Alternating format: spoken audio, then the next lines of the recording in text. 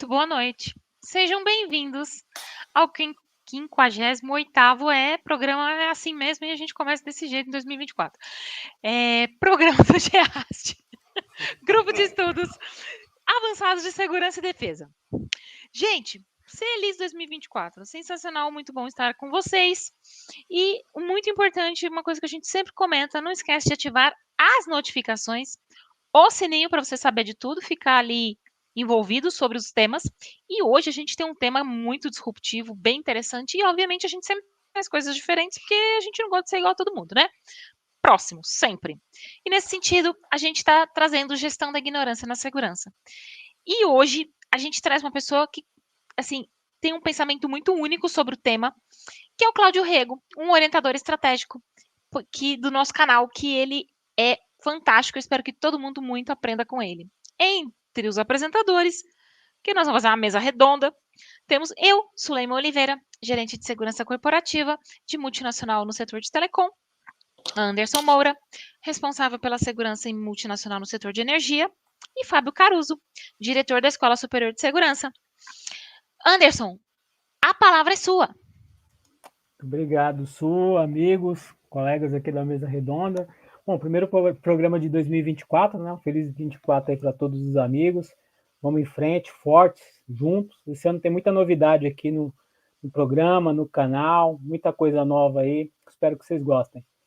Mestre Caruso, a palavra está contigo. Boa noite, pessoal. Eu já estava com muitas saudades aqui de participar de uma transmissão ao vivo aqui no nosso canal, principalmente no GEASD, que é um grupo que eu guardo no meu coração. Assim, é um grupo bastante dedicado, buscando sempre temas novos e temas relevantes e aplicáveis, de fato, na vida do profissional, tanto de segurança como de defesa. E por isso nós chamamos o Cláudio Rego hoje.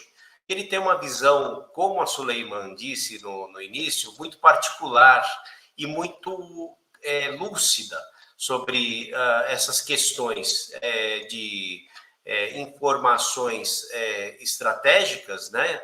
E esse tema, assim, começou essa ideia de falarmos sobre isso de uma conversa. A gente pega de vez em quando, fala ao telefone e fica assim umas 3 horas falando no telefone, quando acaba rápido a conversa, né? Mas é sempre muito agradável falar com o Cláudio, porque o Cláudio me enche a cabeça de informação e espero que seja isso que aconteça aqui. Com certeza vai mudar o conceito de muita gente.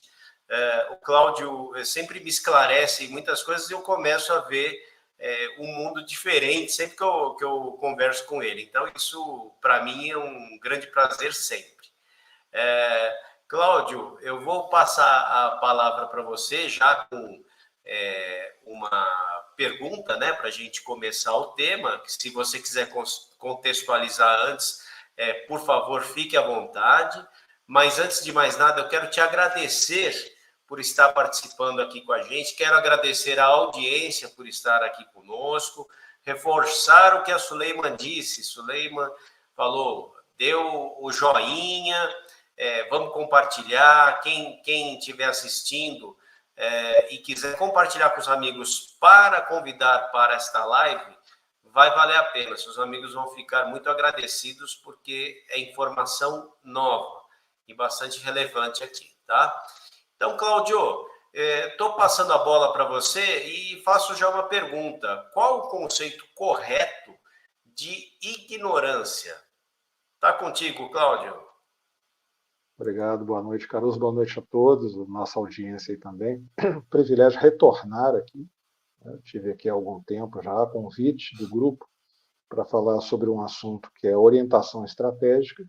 Conversamos bastante sobre isso naquele momento.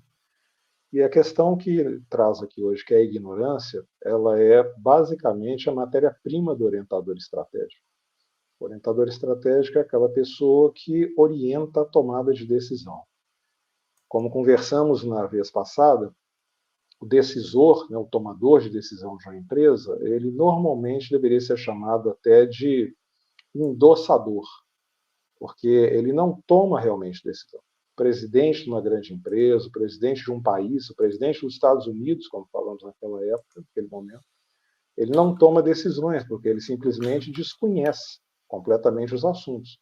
O que o presidente de um país vai saber sobre energia atômica, ou sobre alguma coisa marítima, ou sobre alguma questão de rotas, enfim, decisões que ele tem que tomar, mas que estão fora da capacidade intelectual, da sua capacidade, do seu conhecimento, ele se apoia em orientadores, pessoas especialistas nas áreas que vão colocar para ele, eventualmente, a melhor opção. E aí eu faço sempre a mesma observação. A melhor opção nem sempre é a opção que dará certo. As pessoas confundem muito isso. Quer dizer então que ele acertou. Não, quer dizer que ele tem a melhor opção, que pode não dar certo também. Mas era a melhor opção. Algo que é muito importante falar, e está dentro do tema nosso de ignorância, é aquela questão que as empresas já aprenderam há muitos anos, as maiores principalmente, no julgamento de tomada de decisão de seus líderes. Eles julgam não pelo que aconteceu, mas sim pela informação que ele tinha disponível no momento de tomada de decisão. Ou seja, é injusto você julgar um executivo pelo resultado depois que você conhece o resultado. O que você tem que fazer é entender quais as melhores informações que estavam disponíveis para ele e como ele as utilizou. Eventualmente, se ele tinha excelentes informações e usou mal, ele tomou uma má decisão. Mas ele pode ter excelentes informações, tomar uma excelente decisão e não chegar a lugar nenhum, porque aquele era um caso perdido. Não havia uma resposta possível para aquilo, ou a resposta que foi dada não resolveu. É onde a gente faz a separação da certeza, da incerteza e da ignorância. E aí, entrando diretamente na sua resposta após essa abordagem inicial. Normalmente as pessoas acreditam que tem um nível de certeza muito maior do que tem e acham que tem um nível de incerteza, esquecendo que existe algo chamado ignorância. As pessoas acabam dividindo o mundo naquilo que elas sabem e naquilo que elas acham que sabem. Quando, na verdade, você tem 4 quadrantes nisso aí. O primeiro quadrante é aquilo que eu sei que eu sei. Essa é a certeza. Então, hoje é terça-feira e eu estou aqui no programa com vocês. Eu sei e eu sei que eu sei. Nós temos aquilo que eu não sei que sei. Um exemplo que eu sempre dou, por exemplo, você é jogado numa piscina, você nunca fez aula de natação, mas você consegue nadar, você consegue flutuar e nadar. Você não sabia que sabia nadar. Aconteceu alguma situação que mostrou para você que você tinha um conhecimento que, eventualmente, é o que a gente chama formalmente do conhecimento tácito, que é aquela questão que você não consegue sequer explicar para as pessoas, você pode ter sido até treinado ou é nato seu, mas você não consegue explicar para a pessoa. E temos o terceiro, que é aquilo que eu sei que eu não sei. A distância da Terra até o planeta Júpiter. Eu não sei e eu sei que eu não sei. Então, nós temos um exemplo de certeza e 2 exemplos de incerteza. Mas nós temos o quarto quadrante, que é sempre ignorado, que é a ignorância. Você ignora a ignorância. Você não sabe da sua ignorância. Você entende a sua ignorância quando você é colocado perante uma situação para a qual você não tem uma resposta. Aí você faz o quê? Normalmente, você recua para um dos 2 quadrantes da incerteza. Você fica observando se você não sabe que sabe ou sabe que não sabe. Porque saber que sabe, você já sabe que não é. E aí você ignora exatamente o quadrante da resposta, que é aquele momento em que você fala, eu não sei que eu não sei isso. E essa é uma frase que ficou muito conhecida pelo Donald Rumsfeld, que foi 2 vezes ocupante lá do Pentágono, né? Foi 2 vezes secretário de Defesa dos Estados Unidos, onde na segunda vez já com George Bush filho, ele numa entrevista, ele falou isso. Nós temos que estar muito conscientes dos unknown unknowns, aquilo que eu não sei que não sei. E foi muito interessante porque os repórteres colocaram aquilo como se ele tivesse inventado isso. que vem lá do século X. Os filósofos já falavam sobre essa questão, que hoje a gente trata formalmente como agnotologia. A agnotologia é o estudo da ignorância, onde você já tem os filósofos falando isso. E eu vou fazer como uma lembrança, encerrando essa introdução, de como as pessoas elas aplaudem aquilo que elas não fazem. Nós estamos falando aqui sobre ignorância e reconhecimento da ignorância. Todos nós, provavelmente toda a nossa audiência, aplaude uma pessoa chamada Sócrates, que lá atrás falou que só sabia que não sabia, e por ter falado isso, foi considerado pelo oráculo de Delfos como o homem mais inteligente do mundo, por saber que não sabe, ou seja, ele entendeu o quarto quadrante lá no século V a.C. E todo mundo aplaude, bate palmas, mas ninguém faz. Ninguém admite que não sabe que não sabe. É uma incoerência muito interessante, né, Caruso? Seu microfone está desligado. É isso aí. Concordo. Antes de passar para o Anderson, só queria fazer um comentário que existe uma expressão muito utilizada no meio de segurança, que é gestão do conhecimento. Você vai gerir aquilo que você já sabe, é meio esquisito, né? Agora, gerir aquilo que você não sabe, que é o lance, que é aquilo que vai realmente te tornar mais seguro e eficiente na profissão, né? Você já sabe o que você sabe, como você mesmo disse, Cláudio. Você já sabe o que você sabe. Agora, gerir aquilo que você não sabe, buscar essas novas informações, estar por dentro e buscar essa informação estratégica, que é o lance que vai fazer todo o diferencial, né? Mas eu vou passar a palavra para o Anderson para tornar aqui mais dinâmico, porque se deixar eu falar, eu vou ficar filosofando aqui. A Su quer fazer um comentário antes, mestre. A Su quer fazer um comentário antes. Faz o seu comentário, libera teu microfone aí. Vamos lá. Então, quando a gente pensa, né, assim, eu acredito que como a gente comentou, né, no início, é um tema que muitas pessoas acham que conhecem, mas elas não conhecem. Então, a gente está trazendo aqui o benefício da ignorância. E nesse sentido,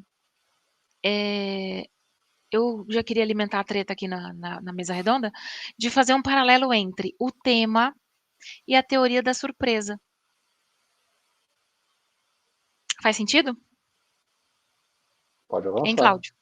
Pode avançar. Não, é uma pergunta. Para você faz sentido? Porque para mim a relação é imediata. Não, né? Por isso que eu estou dizendo, pode aprofundar aí, já concordei, pode aprofundar. Então tá bom. Então vamos lá. Para quem gosta de guerra, né? Quem acompanha as guerras, os conflitos, e obviamente o meio que a gente trabalha, né? A teoria da surpresa é algo que é instintivo, né? A gente aprende, conhece para justamente não ser pego de surpresa, né?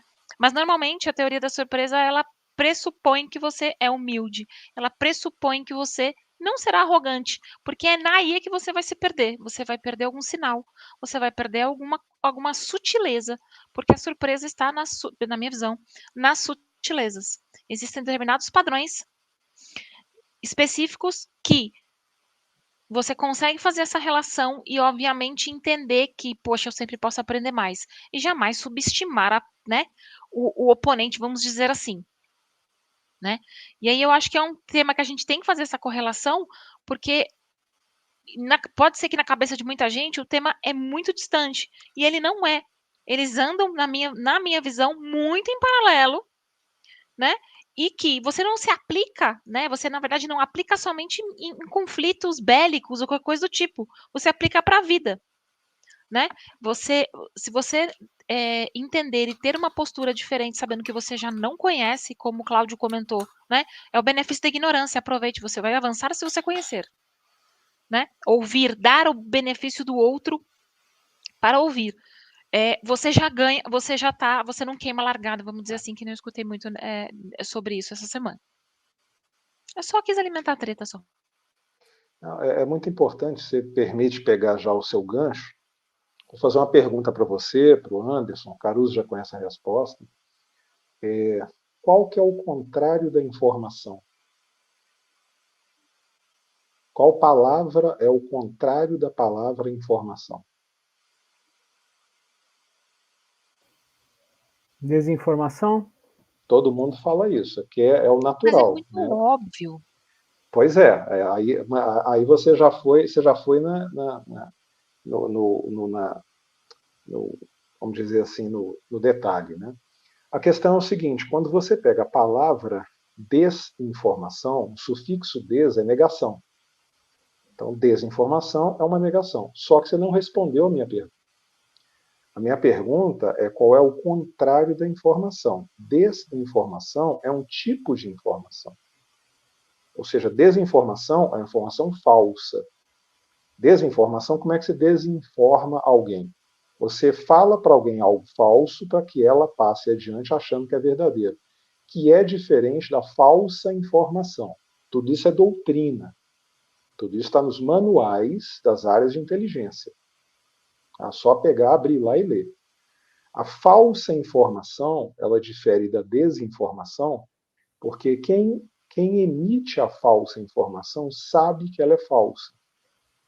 Ou seja, a falsa informação é uma desinformação com um intermediário. Qual que é o objetivo da desinformação? É eu falar para você algo que eu sei que é falso. A falsa informação, eu falo para alguém algo que eu sei que é falso para que ela acredite que é verdadeiro e passe adiante achando que é verdadeiro. Por exemplo, jornalista. Se eu quero espalhar alguma notícia falsa, não adianta eu falar porque eu não tenho credibilidade. Eu não vou conseguir desinformar. Mas o que eu faço? Se eu tenho credibilidade com um jornalista, eu vou lá e coloco para essa pessoa uma falsa informação e ela vai transmitir sendo uma desinformação, embora para ela seja uma informação verdadeira. Essa é a diferença doutrinária de desinformação e falsa informação. E nenhuma das duas é o contrário da informação, porque elas são tipo de informação. Eu quero saber o seguinte: igual o contrário de branco é preto, qual é o contrário de informação? Eu sempre pergunto isso. Não informação, é aquilo que você não sabe, Cláudio? Eu estou imaginando aqui. Pois é, eu sempre pergunto isso em palestras, perguntei isso em auditórios e audiências muito bem qualificadas, e ninguém consegue responder, até que a gente mostra o óbvio. O contrário, e aí, Suleiman, veja você, o contrário da informação é a surpresa. E você acabou de ficar surpresa com essa informação. Porque quando você não tem informação, você é surpreendido. Daí que as áreas, chamadas áreas de inteligência, qual que é o lema delas? Se você perguntar para 200 pessoas dessa área, eles vão responder exatamente do mesmo jeito que foram treinados para isso. Eu estou aqui para reduzir a incerteza do tomador de decisão. Isso está escrito na primeira página do manual. É a primeira coisa que todo mundo que faz o curso aprende. Qualquer pessoa dessa área vai repetir para você o jeito que eu falei, porque ele foi ensinado a isso. Eu estou aqui para reduzir a incerteza do tomador de decisão. Ou seja, quem toma decisão não pode ser surpreendido. Como é que você evita a surpresa? Tendo informação. É aí que a gente mescla essa situação toda, porque, volto a dizer, até aí você está no terceiro quadrante. A certeza é o primeiro quadrante, a incerteza o segundo e o terceiro, e você ignora o quarto quadrante, que é onde está a ignorância. Por quê? Porque você tem medo daquilo que você desconhece. E aí, Carlos, voltando no que você falou, no finalzinho do seu comentário, é a questão da zona de conforto. Ninguém quer sair da zona de conforto. Gestão do conhecimento, ela é fácil, ela é confortável, ela é tranquila, eu sei o que eu estou fazendo. Quem é que faz gestão do conhecimento? Bibliotecário. O bibliotecário está gestando conhecimento. Ele tem aqueles livros todos ali, ele tem o fichário, que hoje é eletrônico.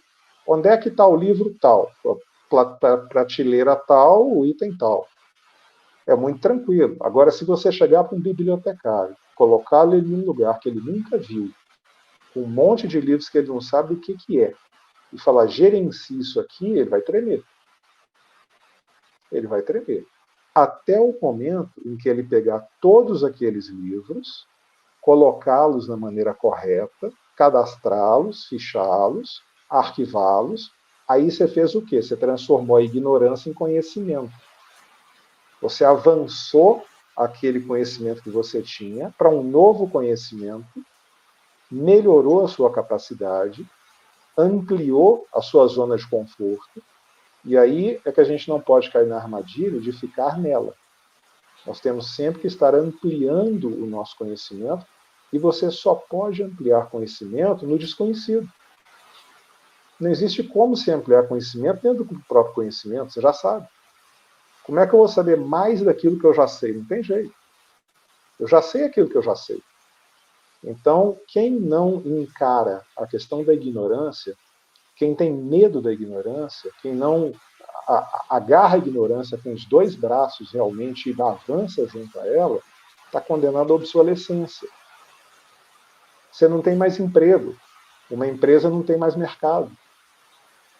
Para fechar e passar para o Anderson, que ainda não nos brindou aí com as suas observações, veja o caso aí, a gente estava comentando até antes aqui entre nós, veja o caso da Olivetti, maior fabricante de máquina de escrever do mundo. Veja o caso da Kodak, 98% do mercado de fotografia do mundo. Onde é que elas estão? Acabaram da noite para o dia. Editor de texto, foto no celular. Então, o que acontece? Quem fica tranquilo na sua zona de conforto está condenado à obsolescência e à morte. Basicamente era isso. Desculpe se me alonguei um pouco aí para passar a palavra para o Anderson. Muito bom, Cláudio. E aí a gente pega as suas palavras, né, principalmente essa última parte desse contexto, e a gente faz uma analogia muito forte com o que está em alta hoje, que é a questão da inovação, né? Então realmente não dá para ficar parado. A gente fez até no final do ano passado com o meu xará lá um programa falando disso, né, de inovação na segurança, que é algo assim que parece muito óbvio, né? Toda vez que a gente fala de inovação na segurança, pensa em questões só tecnológicas, mas enfim, né? Aí falta para um outro programa. Mas, Cláudio, eu gostaria até de te perguntar aqui, né? Principalmente assim, como diferenciar a ignorância da incerteza? Ele fez um comentário sobre a questão da inovação. A gente tem que lembrar que você pode evoluir de duas maneiras. Tá? Uma é a inovação, outra é a disrupção, que é bem mais forte, bem mais violenta do que a inovação. Existe um livro muito interessante, não sei se vocês já viram, chama Do Zero ao Um. Não sei se vocês conhecem esse livro, né? Do Zero ao Um. Ele faz exatamente essa diferenciação daquelas empresas que estão andando, inovando e melhorando, ou daquelas que elas partem do zero, que é algo que não existe, para algo que existe. Quer dizer, elas colocam uma questão disruptiva. Os dois exemplos que eu citei agora, eles são disruptivos. A questão da máquina de escrever, a questão da máquina de fotografia e tantos outros exemplos, eles são basicamente isso. A disrupção, ela não é percebida, porque ela é muito rápida. A inovação você consegue acompanhar. Você está numa empresa, você está num setor, você está num segmento, você está vendo o que está acontecendo, você está participando de pesquisas, está vendo seus concorrentes, você está ouvindo o mercado e você consegue melhorar. E isso pode ser até para trás. Você consegue imaginar uma inovação para trás? Alguém consegue me dar um exemplo de uma inovação para trás? Você vai inovar indo para trás. É cada exemplo mais louco que o outro, né? Por isso o Caruso gosta de conversar comigo. Eu vou mostrar para vocês o que saiu no jornal ontem. Na imprensa ontem saiu a seguinte manchete. Tá? Sonho de valsa retornará à fórmula de 2002. Então, a garota, o que ela fez? Ela fez um teste de mercado, um teste de paladar, aquele teste cego, né, que você não sabe o que está experimentando, e ela verificou algo que ela já tinha uma sensação de mercado. Ela tinha mudado a fórmula do sonho de valsa em 2002. Eu, por exemplo, não sabia disso. E eles perceberam que o público gostava mais da fórmula antiga que dessa. Então, ontem saiu a notícia que eles estão voltando para a fórmula 2002. É uma inovação. Que você está indo para frente com uma fórmula de antigamente. Ou seja, você está percebendo, assim como a Coca-Cola tentou mudar o sabor há tantos anos, teve que voltar atrás, você deu um passo errado. Não foi um passo na direção correta, naquela questão correta. Porém, foi um passo em relação ao desconhecido. Isso é muito bom. Sempre que você vai em relação àquilo que você ignora, você está de qualquer forma ampliando aquilo que você já sabe, mesmo que dê errado. Ou seja, as maiores empresas do mundo hoje, a 3M, a Boeing, que eu me lembro de cabeça, elas privilegiam todo tipo de nova tecnologia, independentemente dela ter dado certo ou não. Porque elas sabem que muito da inovação e da disrupção, ela vem até de erros. Vocês conhecem a história da invenção do post-it? É? Eu não conheço. Alguém está com o áudio aberto aí, tem um barulho parecendo de água. É a tempestade que está caindo aqui. Eu vou deixar meu microfone mudo. Então acertei, era água mesmo. Um barulho de água parecendo um cano. Mas a questão do post-it, né, a Sulei não conhece, não sei se uma pessoa conhece também, colocar para o Caruso e para alguns aqui muito rapidamente. O post-it, né, que é aquele, eu até tenho na minha mesa aqui, esse papelzinho aqui, né, que você cola em algum lugar com algum aviso, que tem uma cola muito fraca. Ele foi a busca de um engenheiro da 3M por uma cola super forte. Ele estava fazendo experiência e pesquisa para uma cola super forte, e por incrível que pareça, ele conseguiu chegar na cola super fraca. E onde muita gente teria descartado e achado que fracassou, ele conseguiu entender que, embora ele não tenha tido uma resposta para aquela pergunta, ele teve uma resposta para uma pergunta que ele não fez.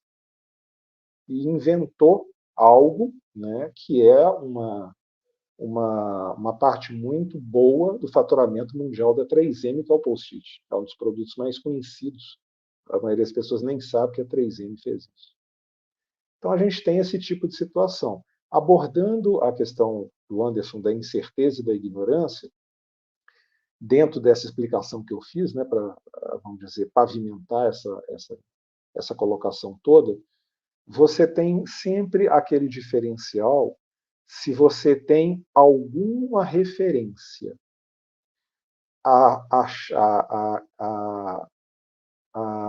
percepção da ignorância é muito fácil, porque a ignorância você não consegue explicar, você não consegue exemplificar. Se eu te perguntar, me dá, por exemplo, eu te dei 3 exemplos. Eu dei um exemplo de uma coisa que eu sei, eu dei o exemplo de uma coisa que eu não sei que sei, eu dei um exemplo de algo que eu sei que eu não sei. Certeza e 2 incertezas. Quarto quadrante, eu não sei que não sei. Eu não consigo sequer te dar um exemplo. Porque se eu soubesse, eles estariam num dos outros 3. Porque o S do 6 só tem nos outros 3. Não existe S nesse. Esse é NN. Não sei que não sei. Então, no momento em que você não consegue sequer dar um exemplo, está no terreno da ignorância. No momento em que você consegue, vamos dizer assim, enxergar algo, você está no quadrante 2 ou 3. No momento em que você tem certeza do que é aquilo, você está no primeiro quadrante. Eu sei que eu sei. Se você tem certeza absoluta, e muita gente, repito, tem mais certeza do que deveria, muito que ela acha que sabe, é a questão do fracasso que ela vai ter no futuro, porque aquilo vai se revelar falso no pior momento, ela vai entender que ela não sabia, que ela achava que sabia, e vai entender no pior momento possível. E a incerteza reside nisso. Se você tem algum vestígio de que você sabe, ou acha que sabe, ou não tem muita certeza, você está nesse terreno.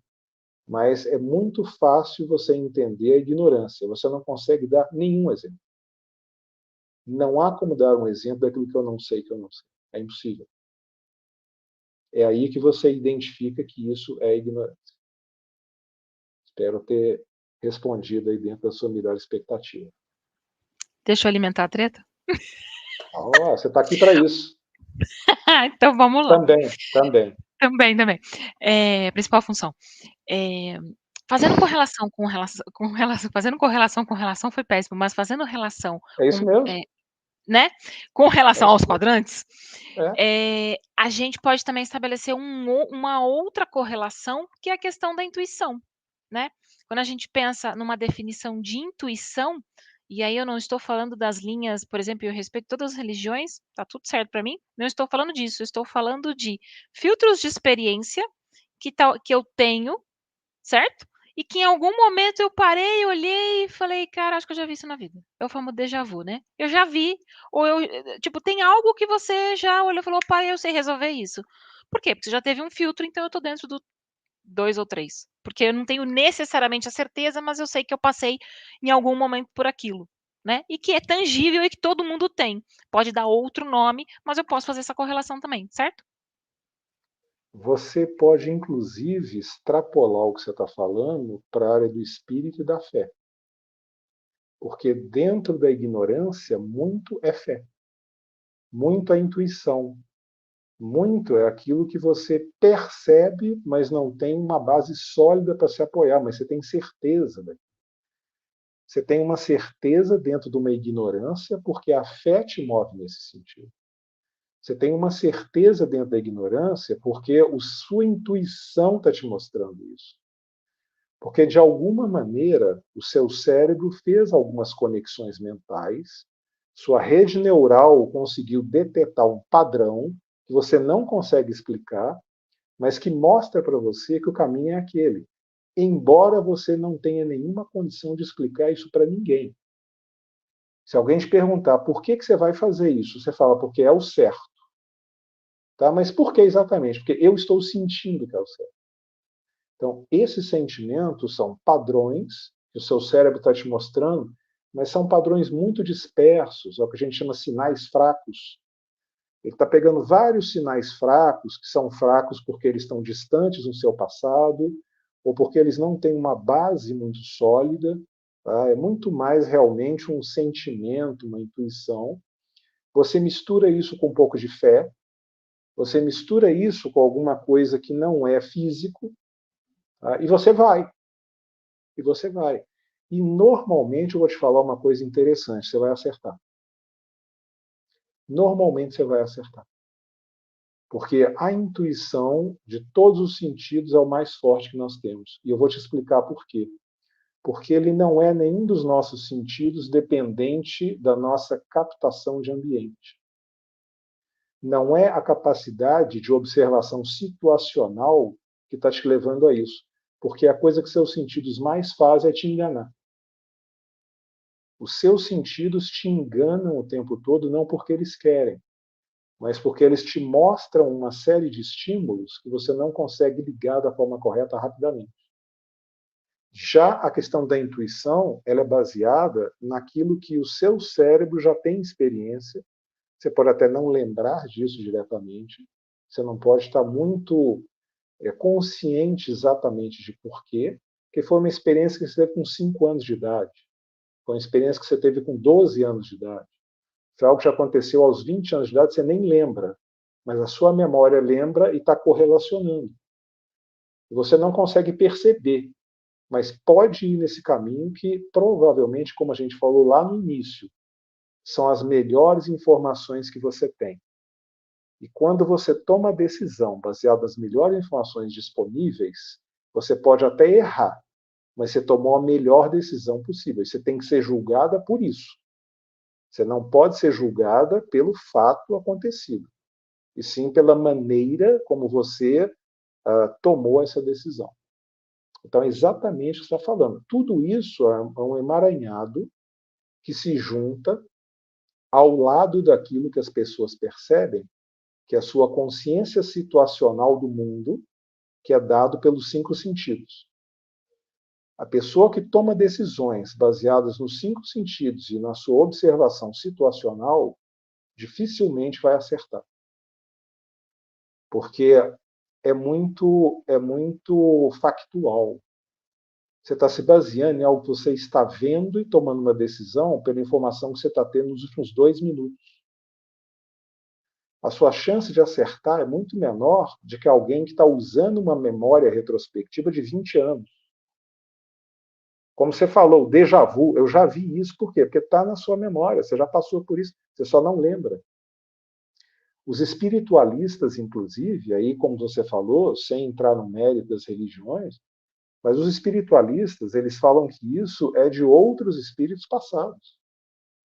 Se você considerar, eu não estou aqui dizendo que é nem que não é, não estou defendendo nem atacando, estou colocando um fato defendido pelos espiritualistas. Imagine o seguinte, se você já acha uma decisão boa tomada com base nos últimos 40, 50 anos, não no seu caso que é mais nova, nos últimos 30 anos que é o seu caso, né? Imagine se você está tomando essa decisão não só por causa dessas décadas, mas por gerações passadas nas quais você aqui já esteve. Imagine se a sua decisão é baseada em vidas que você já teve. Ou seja, quanto mais você pensa e estuda, mais você percebe que a tomada de decisão baseada na percepção situacional, ela tem muita dificuldade em acertar. É muito difícil você acertar baseado nisso. Obrigado pela excelente contribuição, mais uma vez. Cláudio, é muito difícil assim complementar aquilo que você fala, mas eu gostaria também de dar uma contribuição a respeito dessa intuição, né? Indo na mesma linha que você, porém não tão espiritualista, né? Você já falou isso também, então não vou repetir, eu vou ser bem objetivo, só para dar uma arredondada, né? Tudo que você falou, eu concordo, a gente, através dos 5 sentidos, é enganado. Por exemplo, através de informações dadas por terceiros, elas nunca vêm puras. Você nunca tem o fato em si, né? Ela sempre vem através de uma narrativa ou um arredondamento de alguém, né, que vai passar aquela informação para você. E a intuição, ela ajuda a filtrar isso. Ela percebe micromovimentos faciais nas pessoas. Por isso que às vezes você fala, não fui com a cara desse sujeito. Porque de uma certa forma você fez a leitura corporal daquela pessoa e mesmo sem saber as técnicas, você consegue identificar um mentiroso, por exemplo, né?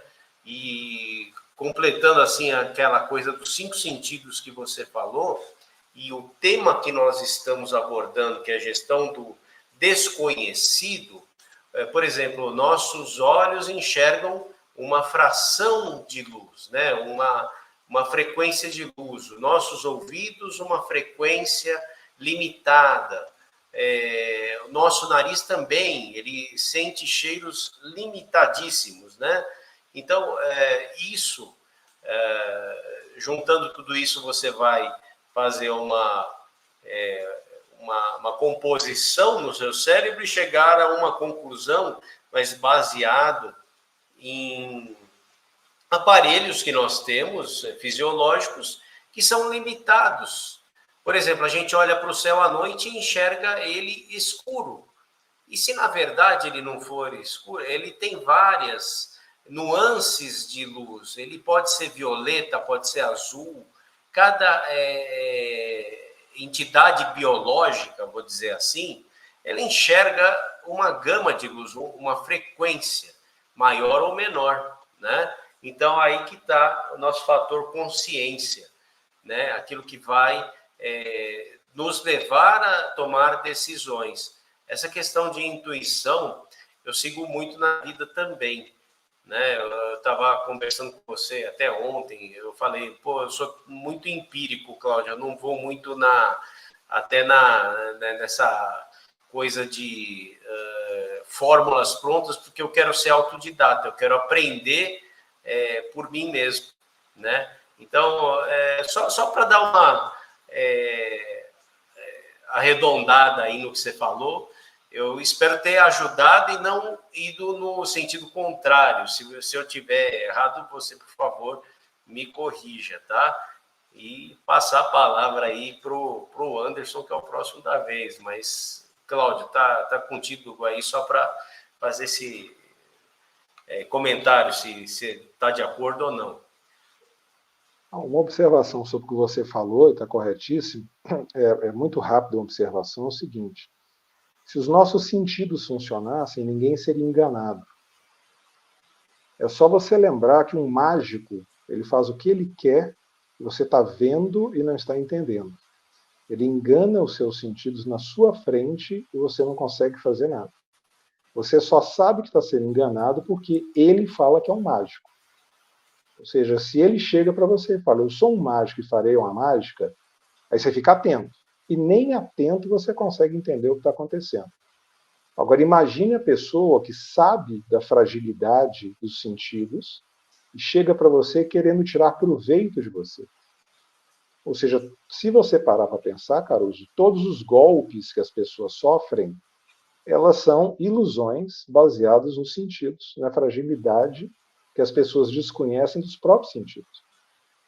O sujeito que dá um golpe na fila de banco, o sujeito que dá um golpe vendendo a loteria falsa, o sujeito que dá o golpe vendendo a mala de dinheiro, tudo aquilo ele está utilizando a fragilidade, porque as pessoas acham que a consciência situacional naquele instante dela é plena. E é exatamente o contrário. E daí você depois vê com as pessoas, e elas falam, é impressionante, todas falam o seguinte, eu senti que era golpe, mas eu não consegui ver o golpe. E eu acabei caindo. Todas as pessoas que caem em golpe, inevitavelmente elas falam, eu tinha alguma coisa errada, eu estava sentindo que tinha uma coisa errada. Mas eu não vi nada de errado e aí eu fui. É só essa observação final no que você falou. Ela quis acreditar, né, Cláudio? Ela quis acreditar, porque tudo dizia o contrário, mas ela quis acreditar que aquilo, porque isso deixou ela feliz, isso deu esperança para ela. É assim que as pessoas caem em golpe, ou por ganância, né? Principalmente por ganância. É assim que os políticos agem, né? Exatamente. Perfeito. Anderson. Mestre Cláudio, agora vem a pergunta de prova. E como gerir o que a gente não conhece? Olha, é a pergunta mais interessante de todas. Nós estamos conversando aqui há mais de 40 minutos sobre algo e nós precisamos saber o seguinte, ok, eu já entendi que é algo importante, eu quero saber agora o que é que eu faço. É aquela famosa pergunta, é para eu fazer o quê? Não adianta você saber do problema, tem que saber da solução. Embora, como a gente já comentou diversas vezes aqui, tem gente que ama problemas. O sujeito que ele tem uma paixão tão grande por problema que se você resolveu o problema, você vira inimigo dele. Você tirou o brinquedo dele. Mas como não é nosso caso aqui, qual que é a grande observação? É você entender, basicamente, as chances que você tem de evolução. A ignorância tem que ser entendida como espaço de evolução. Vamos voltar um pouquinho no que a gente falou ali atrás. Vamos reiterar aquilo que a gente falou ali atrás. Não há progresso no conhecido. Se é conhecido, acabou. Você já conhece. Não tem mais muito a fazer. O que você pode fazer, eventualmente, é alguma inovação. Mas qual empresa consegue sobreviver baseada em inovação? Nenhuma. A inovação ela é lenta e ela tem limites. Ninguém fez uma grande empresa baseada em inovação. Não há registro de ninguém que foi, aos poucos, criando uma grande empresa. Pode verificar na sua memória que toda a história de sucesso empresarial é alguém que da noite para o dia colocou um novo produto ou serviço e transformou aquilo em algo bilionário. Telefonia celular, computador. Nada disso existia, nada disso foi sendo criado aos poucos. Tudo isso chegou de uma vez. Você viu um rumor aqui, viu alguma coisinha ali, viu uma pesquisa aqui, mas chegou para você de forma avassaladora. Né? Então, o que interessa é entender o seguinte: onde eu estou e o que eu não sei. O que eu preciso saber. Aí você começa a responder aquela pergunta que eu coloquei lá atrás, que não tem resposta. Você não tem condição de dizer o que é ignorância e nem de apontar o dedo e falar aquilo é uma ignorância. Porque você está na situação de Sócrates. Você só sabe que nada sabe. Infelizmente, a maioria das pessoas aplaude isso, mas não coloca na própria vida. Acha bonito para os outros. É igual filho. Filho é maravilhoso dos outros. Eu não quero para mim, mas é maravilhoso dos outros. Então, assim, a pessoa falar que só sabe que nada sabe, vou aplaudir. Mas você faz isso? Não, não faço. Eu sempre acho que eu sei alguma coisa. Entra o ego, entra uma série de questões aí da pessoa, e ela não vai conseguir fazer isso. Não é humanamente possível você tratar o mundo como se você soubesse que nada sabe. Não é humanamente possível. Mas a questão da ignorância, você só vai saber a ignorância quando ela se tornar conhecimento. Porque você deu um passo a mais. Eu vou contar uma história para você que é interessante e vai te mostrar o que está acontecendo. Eu não vou lembrar o ano agora, eu vou chutar. É alguma coisa como 1682. Estou chutando. Tá? Até esse ano, os astrônomos... Só um instante. Eu estou lembrando, estou puxando de cabeça aqui, porque eu realmente não me preparei para esse exemplo, que é o melhor exemplo que você falou aqui agora e mostrou que é o melhor exemplo. Até esse ano, os astrônomos conheciam como último planeta da nossa galáxia o planeta Urano. Eles só conseguiam enxergar até o Urano. Então, para eles, a Via Láctea ia até o Urano. Só que tinha uma situação interessante no movimento dos planetas. Todos eles têm uma órbita elíptica. Então, é muito fácil você, com uma fórmula matemática, identificar onde qualquer planeta estará a qualquer momento do ano. É uma elipse em torno do Sol. Mais distante ou mais próximo, a fórmula matemática te mostra isso. Já mostrava isso nesse ano de 1682, que o vale. Mas era um negócio interessante, porque Urano, quando chegava mais próximo ao Sol, ele fazia uma curva. Ele saía da fórmula. Ele era o único planeta que não obedecia à fórmula. E os astrônomos não conseguiam explicar por que Urano fazia uma espécie de curva quando chegava perto do Sol e voltava para sua órbita. Até que nesse ano, depois de muitos cálculos e muito pensamento, 2 astrônomos europeus, segundo dizem, trabalhando completamente dissociados um do outro, e é provável, você não tinha comunicação naquela época, não é igual hoje que tem telefone, você não tem como comunicar um com o outro, cada um no lugar da Europa. 2 astrônomos fizeram vários cálculos e, em determinado dia, apontaram o telescópio, determinada noite, claro, apontaram o telescópio para uma certa região e viram ali um corpo celeste. Porque eles tinham chegado à conclusão que só o outro planeta poderia fazer isso com Urano. Ou seja, ele acabava se desviando de uma outra massa, que era um outro planeta. E enxergar o planeta que hoje nós conhecemos como Netuno. Ou seja, pela presença de Netuno, que não tinha sido até o momento constatada pelos astrônomos, Urano tinha um movimento errático em determinado ponto. Isso ajudou a localizar uma situação que não era conhecida. E aí eu faço a pergunta para você. Netuno nasceu naquele momento ou ele já estava lá? Ele sempre esteve lá. Não é porque você não conhece algo que algo não está lá.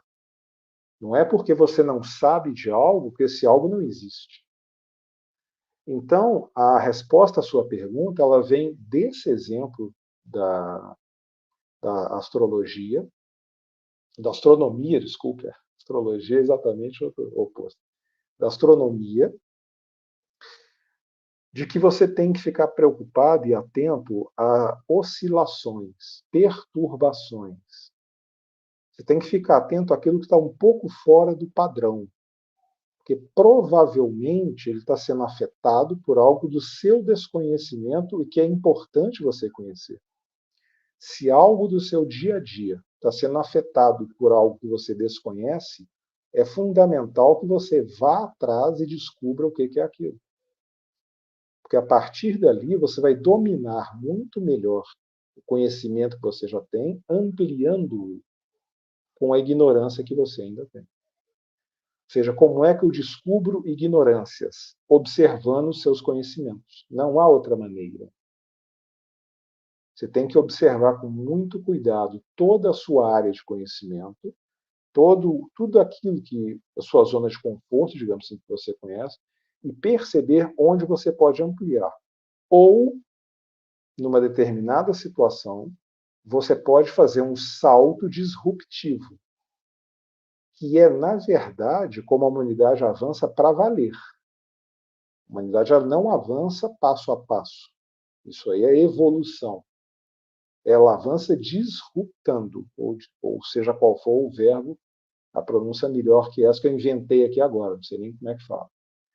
Mas a questão da disrupção é que leva a humanidade a andar 5 anos em um. Onde acontece a disrupção? Normalmente nas guerras. Normalmente nas guerras, que é quando os países têm que lutar para preservar a sua liberdade. Se ele perder aquilo ali, vai virar um escravo. Ele tem que colocar tudo o que ele pode para manter a sua independência, manter a sua liberdade. O que os países fazem? Eles colocam todo o dinheiro, todos os recursos, todos os cérebros para descobrir novidades, e a novidade ela vem do desconhecido.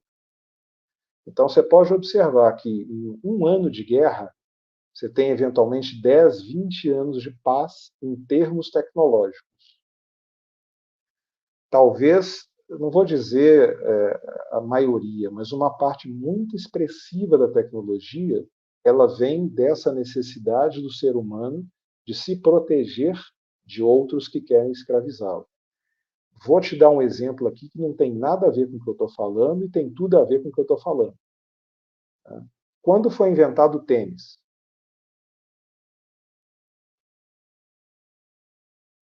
Alguém sabe quando foi e como foi inventado o tênis que todo mundo usa hoje? Corrida espacial. Olha só. O presidente Kennedy, ele ofereceu $10 mil, isso em 1968, para que em 1969 pudessem ir ao espaço. Em 1967, 1968, ou até um pouco antes, o presidente Kennedy ofereceu $10 mil para cada quilo de peso que alguém conseguisse tirar da espaçonave. Na própria espaçonave ou dos equipamentos que os astronautas usariam. Porque era fundamental, porque era uma guerra, era a Guerra Fria. Quando eu falo em guerra, não é só guerra de tiro. O mundo viveu a Guerra Fria, Estados Unidos e União Soviética. E por conta dessa guerra, houve investimentos extraordinários. Os Estados Unidos queriam, de qualquer maneira, ser o primeiro planeta, o primeiro país na Lua. Então, eles colocaram todos os esforços nisso. Premiaram da melhor forma possível isso. Então, o sujeito inventou o tênis para receber dinheiro, porque ele estava tirando peso da missão espacial. Ou seja, é o que a gente está falando. Você pode estar fazendo uma ampliação do conhecimento ou um salto do conhecimento para a ignorância. Esses saltos é que vão fazer a diferença na humanidade. E esses saltos acontecem em momentos de crise, em momentos de guerra, em momentos de necessidade. Tá? Uma empresa que esteja percebendo que ela vai falir. Uma empresa que está percebendo que o negócio dela não existe mais. Vamos dar um exemplo? Telefonia fixa. Hoje que eu saiba, eu sou uma das únicas pessoas que não tem telefone fixo. Tá? Você também? Eu não conheço praticamente ninguém que tem telefone fixo em casa. Né? Tenho por conta da sogra. Se não fosse a sogra, eu não tinha também. Eu tenho, na verdade, muito, porque ele faz parte de um pacote e ele não pesa. O peso dele no pacote é irrelevante. Se eu tirar ou deixar, é do mesmo jeito. Então, imagine a questão das empresas de telefonia quando apareceu a telefonia celular. Vou contar para vocês o caso da telefonia celular em Minas Gerais. Nós tínhamos a Telemig. Aí começaram a inventar a questão do celular como sendo uma unidade dentro da Telemig, a Telemig celular. Então foi muito interessante, você tinha 5 estações rádio base, você não tinha muita comunicação, muita mobilidade, né? O centro da cidade com cimento, ninguém conseguia conversar. Então eles começaram dessa forma, 5 estações rádio base. E a Telemig, que era uma estatal, ela começou a fazer uma propaganda gigantesca nas vantagens do telefone celular. Ela fez cartilhas e cartilhas mostrando como era bom para o empresário, como era interessante para as pessoas ter um celular, como facilitava a vida, como dava mobilidade. Até o momento em que, lá na frente, eles dissociaram as empresas. Passaram a ser 2 CNPJs concorrentes. Quando veio a privatização, eram empresas diferentes. Então, a Telemig passou a ser adversária, concorrente, inimiga, chama como quiser, da Telemig celular. Aí foi muito interessante ver os movimentos da Telemig querendo provar, de qualquer maneira, que o celular não era necessário. Não era necessário, não precisava de celular, não tinha necessidade. Ou seja, é aquilo que a gente está comentando. Né? Na necessidade, você age para não morrer, para não ficar obsoleto, né? Para você não perecer. Então, as empresas que mais correm risco são as que estão em excelente posição de mercado. Quanto melhor a posição de mercado, mais confortável ela está, mais relaxada ela está, menos estimulada a desenvolver ela está, porque ela tem 80% do mercado. Ela tem 85% do mercado, ela vai investir em pesquisa para quê? Ela vai passar para 86%, para 87%? Não faz sentido. Só que não faz sentido para quem tem essa visão estreita. Para quem consegue entender que esses 80% de mercado existem até que uma tecnologia disruptiva apareça da noite para o dia e transforme o negócio em lixo, aí a questão vira outra. Então, as empresas que normalmente elas têm uma visão mais clara sobre a questão da ignorância são as startups, que é exatamente aquela questão do livro do 0 a 1. O livro do 0 a 1 ele fala sobre startups. É aquilo que não existe hoje e amanhã dominou o mercado da noite para o dia. Ou seja, não é na evolução, e sim na disrupção que nós temos o andar mais célere, mais amplo da humanidade. Espero ter respondido sua pergunta. Sensacional.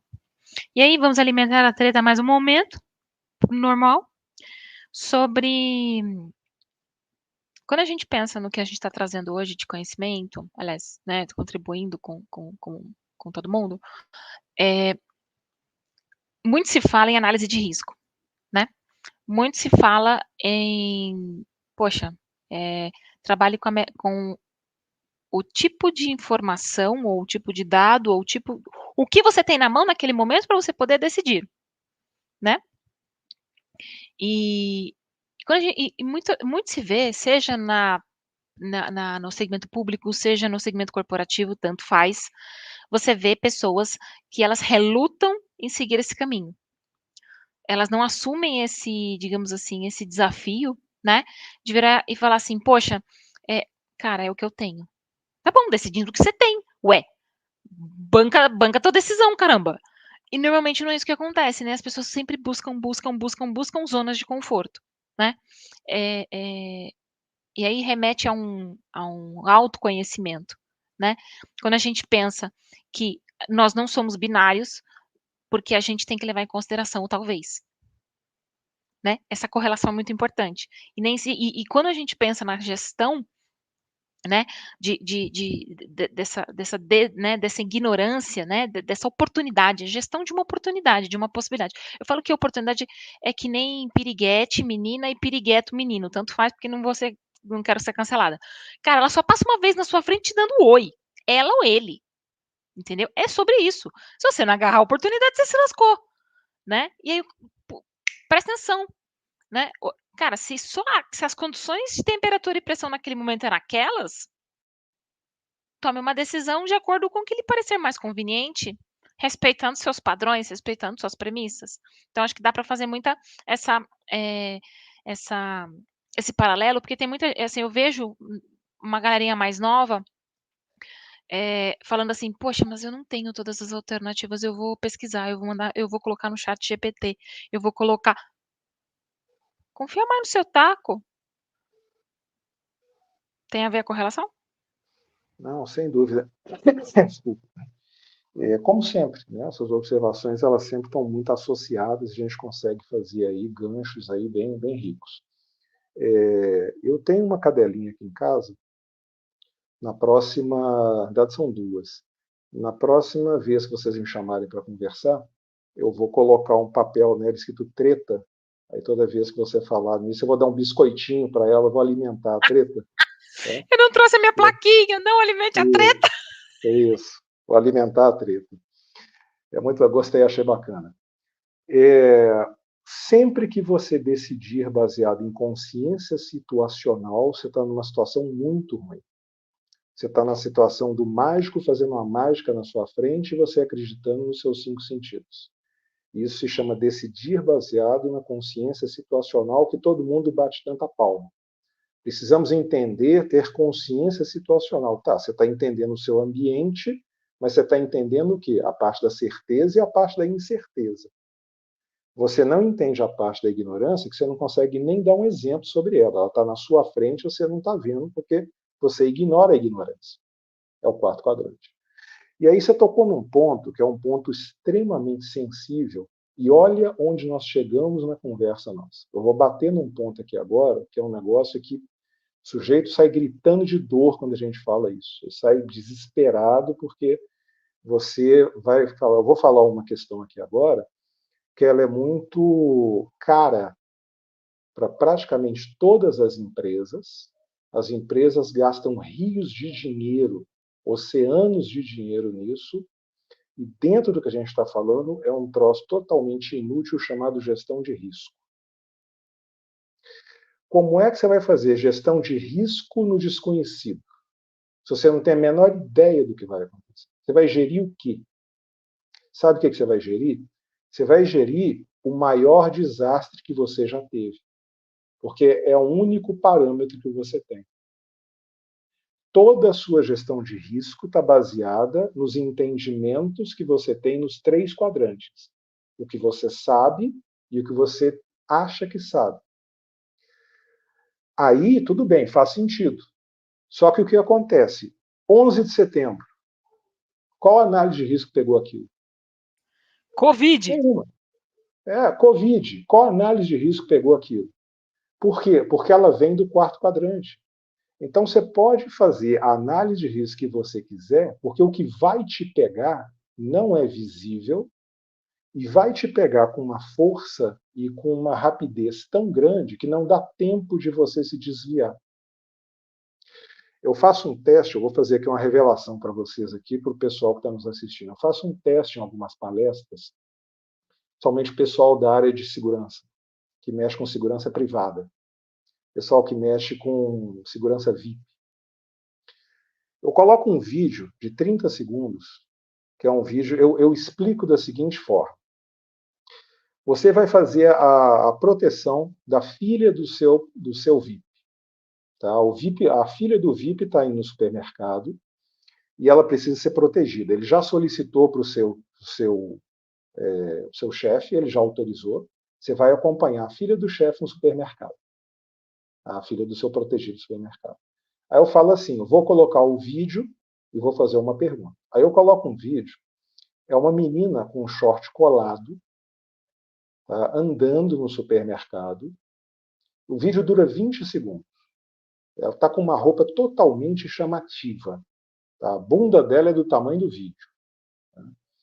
E aí, 20 minutos, 20 segundos, eu pergunto o seguinte: qual é o preço do pneu nesse supermercado? Ninguém consegue responder. Ninguém consegue responder. Porque ela aparece empurrando o carrinho, assim que ela anda, logo ali tem os pneus com preço ali de R$ 149,50, cartaz de todo tamanho, mas ninguém está olhando para lá. E aí eu faço a pergunta: você está olhando para o único lugar que não tem nenhuma necessidade de olhar. A sua ameaça não vai vir de onde você está olhando. A sua ameaça virá exatamente de onde você deixou de olhar. Ou seja, você tinha que olhar procurando ameaças, por quê? Porque elas são desconhecidas. Você não sabe nem quem, nem onde, nem quando, nem como. Quem trabalha com segurança, e a gente vem exatamente no cerne do programa, que é sobre segurança, quem trabalha com segurança trabalha com o desconhecido 100% do tempo. Quem faz proteção VIP vive do desconhecido. Na hora que você faz ali um roteiro, você olha qual o caminho o VIP vai seguir, para ver se o bueiro vai estar no lugar no dia, para ver se não vai ter uma obra no dia, alguma coisa, para proteger o seu VIP que está se deslocando por via terrestre, você não tem a menor ideia do que vai acontecer. E quando acontecer, você vai ter 2 segundos para descobrir se você foi treinado para aquilo ou você está escrevendo uma nova página do manual. Você tem 2 segundos para entender isso. Ou seja, quem mexe com segurança, mexe com ignorância 100% do tempo. Você não mexe com o que você está vendo. Ninguém vai te atacar apontando uma arma para você. Isso virá de um local para onde você não está enxergando. É o que a gente sempre fala. Se você vê alguma coisa esquisita, olha para o outro lado.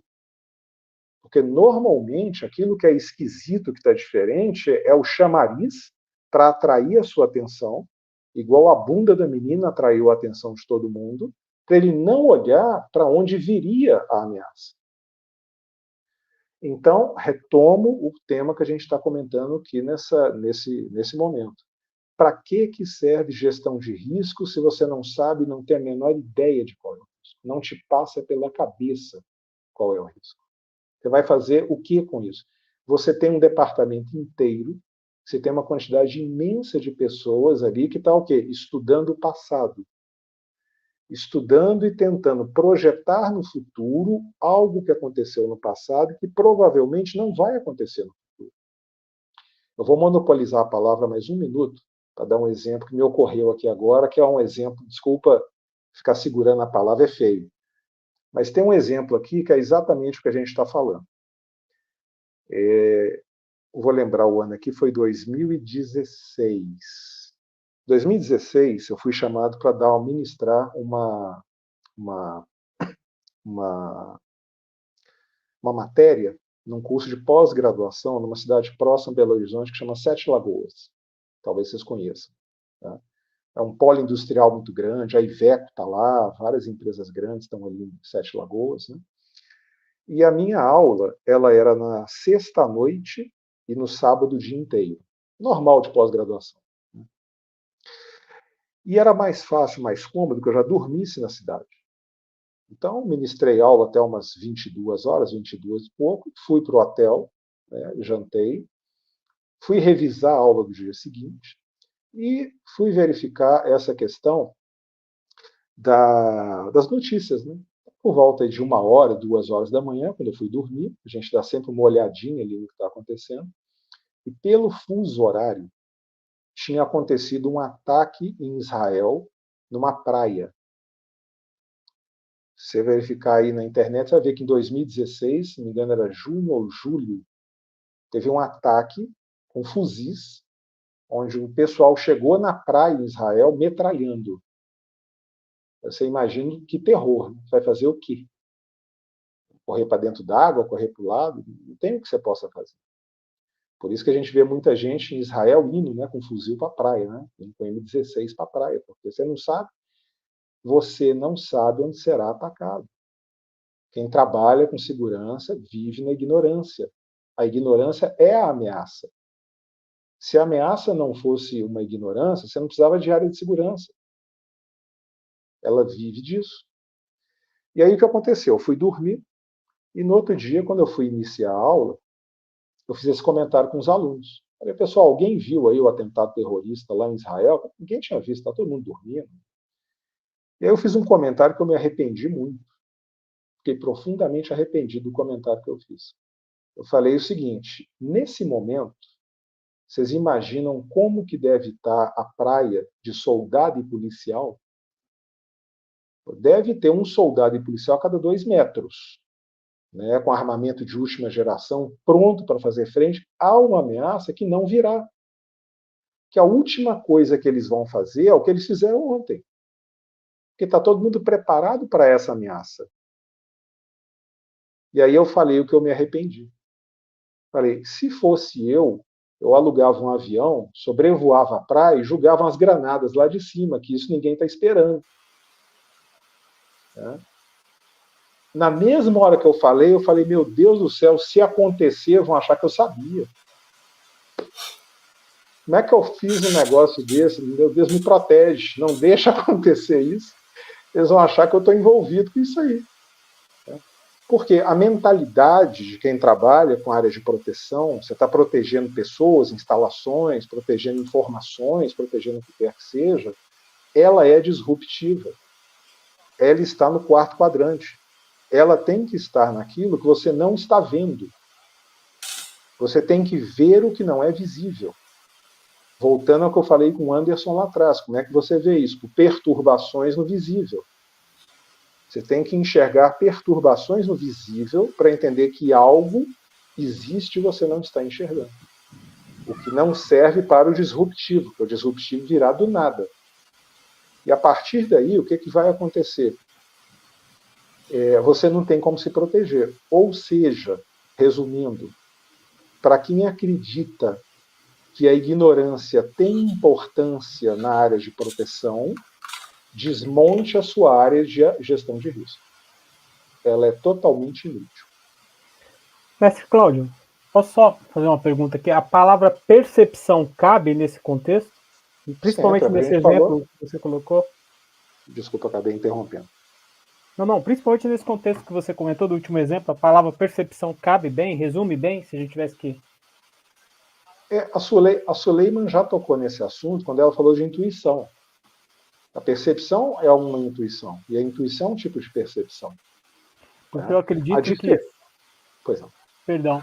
É que eu acredito que na segurança privada, né, vamos falar aqui dos profissionais de vigilância, tá, da operação, o profissional, ele, assim, dos itens, vamos dizer assim, básicos, ele trabalhar um pouco na questão da percepção, né? Então você tem que aguçar isso através de treinamentos, enfim, né?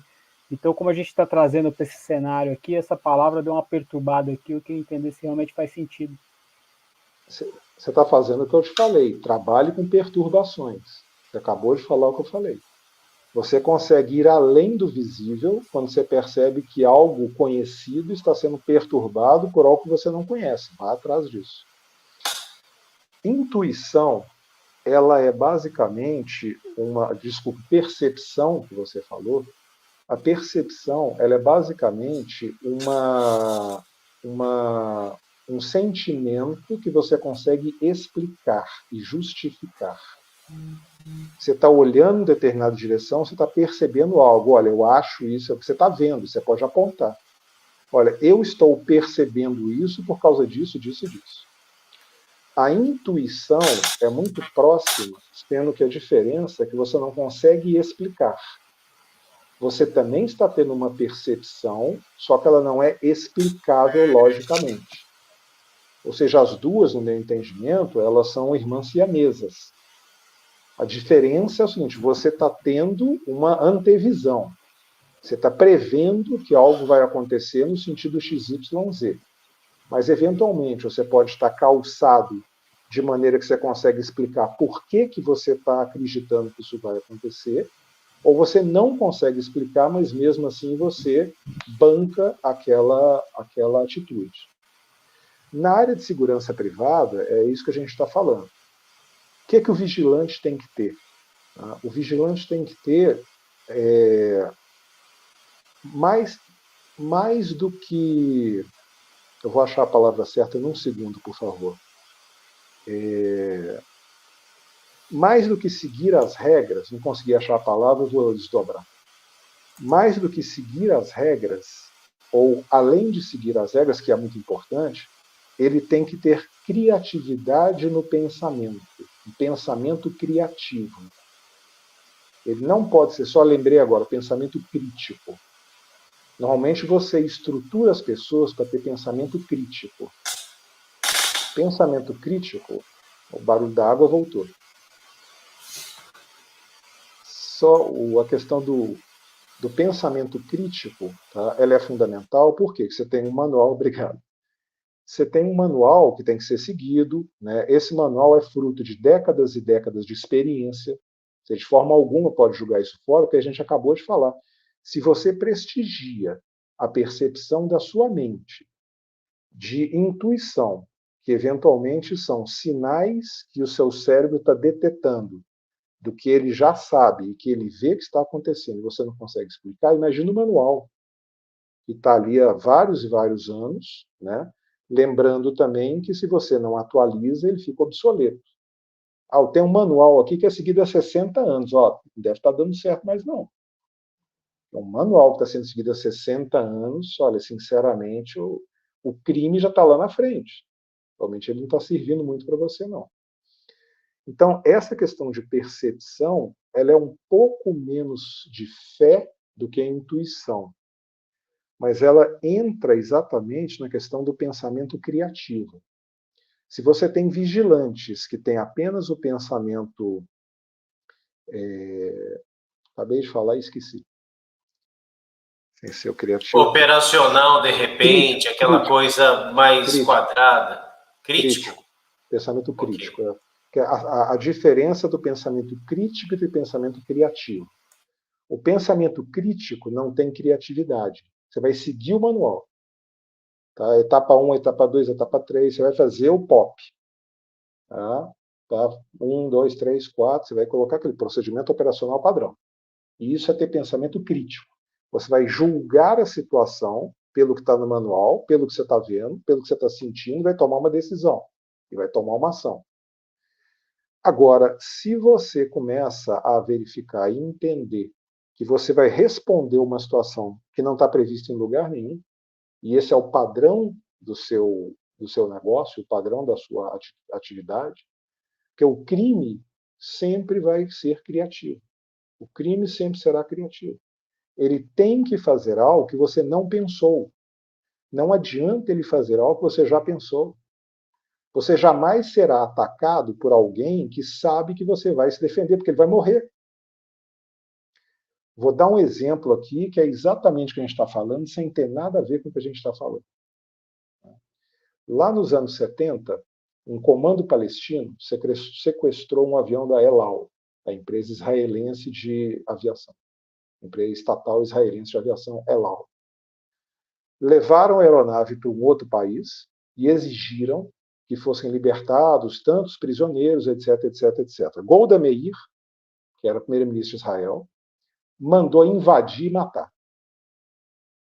Os comandos foram para lá, invadiram a aeronave, mataram todos os terroristas, chamar de terrorista numa liberdade de expressão, né? Sem querer ofender ninguém, porque nós estamos numa época aqui que você pode ser preso, né, por falar uma palavra aqui, porque a ONU não fala que é terrorismo, então você não pode falar. Então, aquele grupo de sequestradores foi todo morto, e alguns sequestrados também.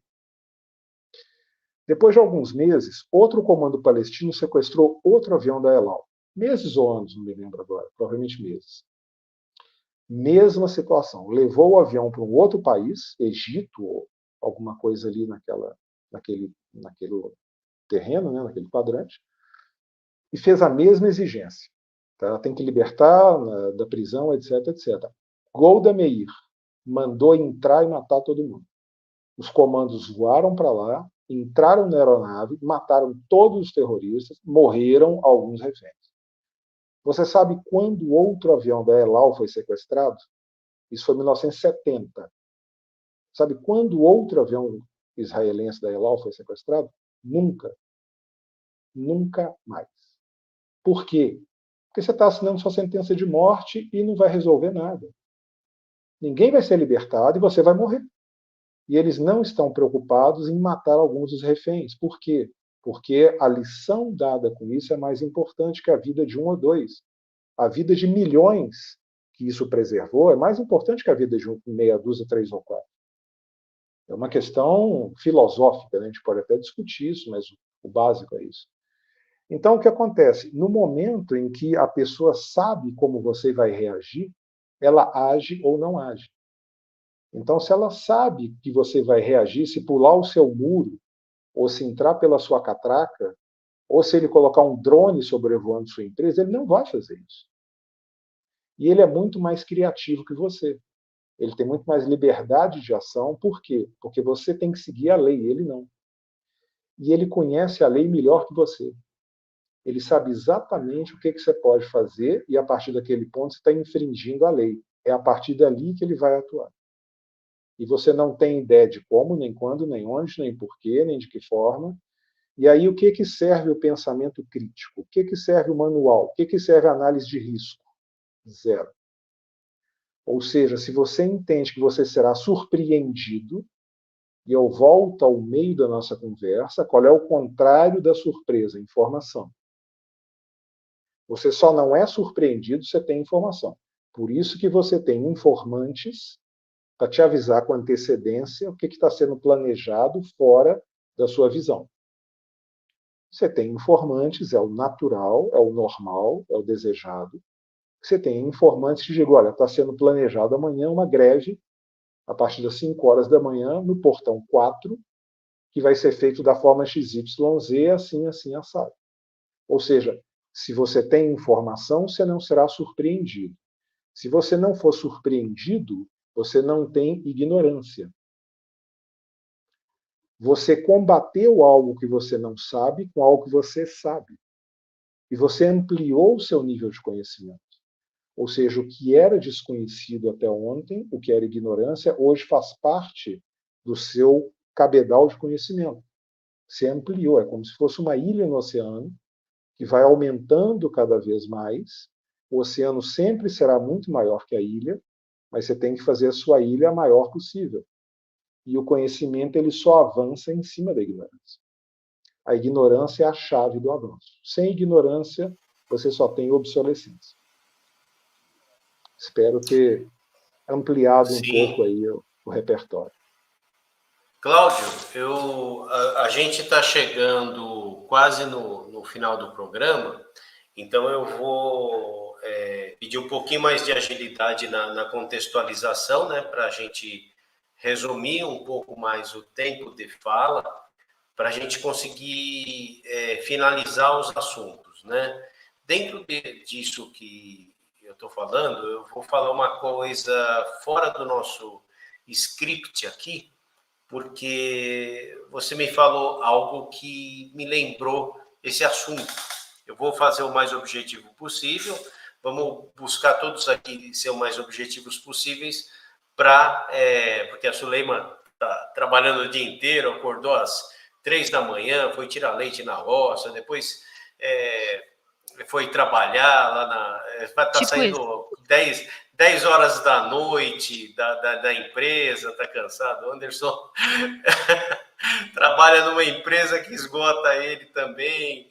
Eu sou mais tranquilo, eu podia ficar aqui até as 3 da manhã, mas em respeito a Suleiman, o Anderson e a nossa audiência, eu vou pedir para a gente assim, tentar concluir os temas, assim, numa velocidade mais rápida e com certeza, Cláudio, a vontade que eu tenho é de chamar para outras lives, para a gente abrir realmente a mente do povo, porque isso está muito fora da caixinha, o pessoal da segurança principalmente, né? Mas eu entendo que essa live aqui, transmissão, vamos usar a palavra em português, né? Essa transmissão, essa conferência que nós estamos tendo, ela é relevante para todas as áreas da vida, não só para a segurança. Como o nosso canal chama Escola Superior de Segurança, a gente tem que colocar esse tipo de título. Mas vamos lá. As pessoas hoje, elas recebem uma enxurrada de informações. Então, isso pode dar uma ilusão que ela sabe alguma coisa. Porém, eu entendo que todas as informações, sejam elas agradáveis a ela ou não, né? Porque tem aquelas informações que agradam, que eu chamo de torcida, né? Quando você vê, por exemplo, hoje teve uma transmissão lá dos deputados falando, nós não vamos aceitar isso, eu não sei do que eles estavam falando, acho que oneração da folha de pagamento dos funcionários, né? Que o Lula, através de decreto, quis onerar a questão trabalhista. Tá. Isso é uma informação. É uma informação. Agora, o que está por trás dela, que é o que me interessa. Quem ganha com isso? Quem perde com isso? Qual o objetivo disso? A mando de quem? Né?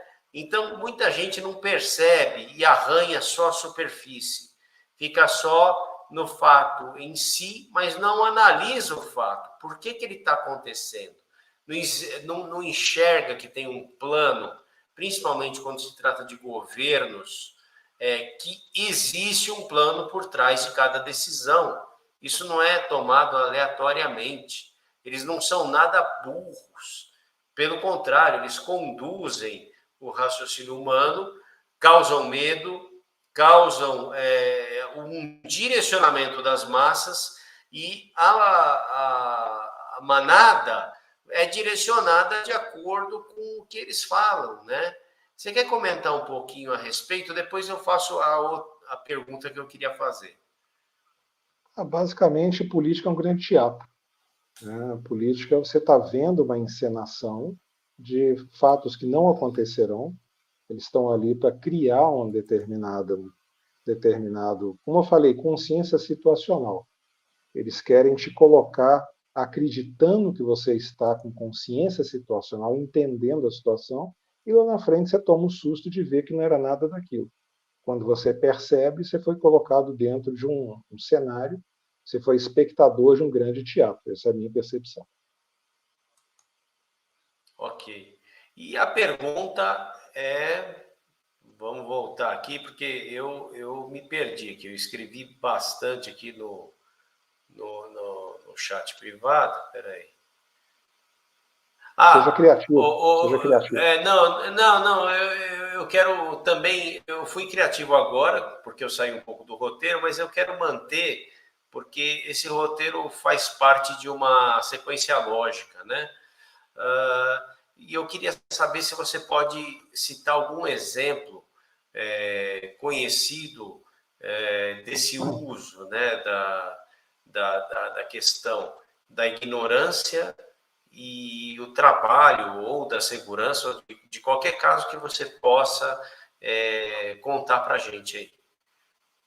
Tem um caso que eu sempre conto em palestras, é exatamente o mesmo, porque é o melhor exemplo possível.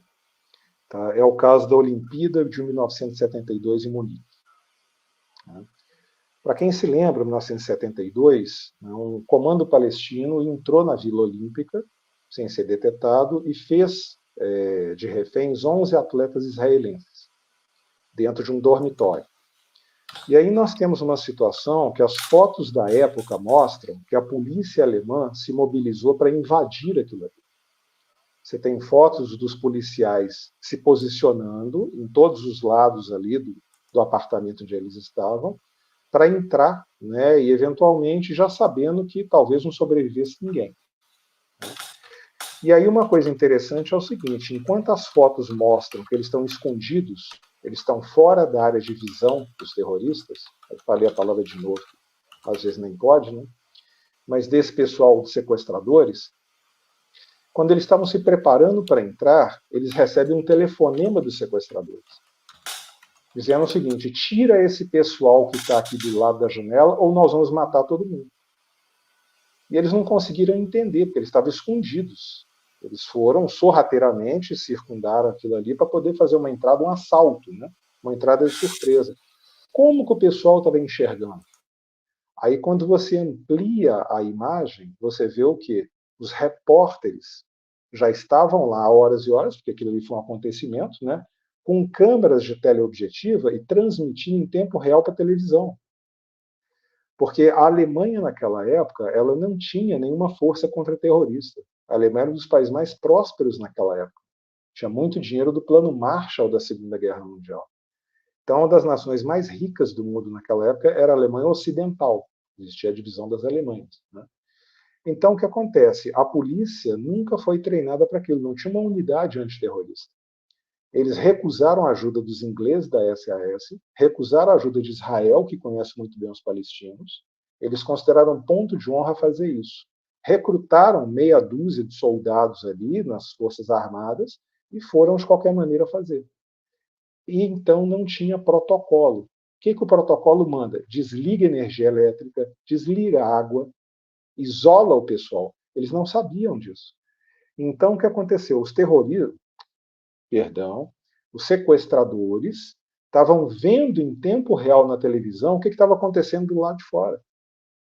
Ou seja, a gente entra nesse final de conversa nossa numa das questões mais interessantes de todas, que é o conceito de você vender ou comprar ignorância.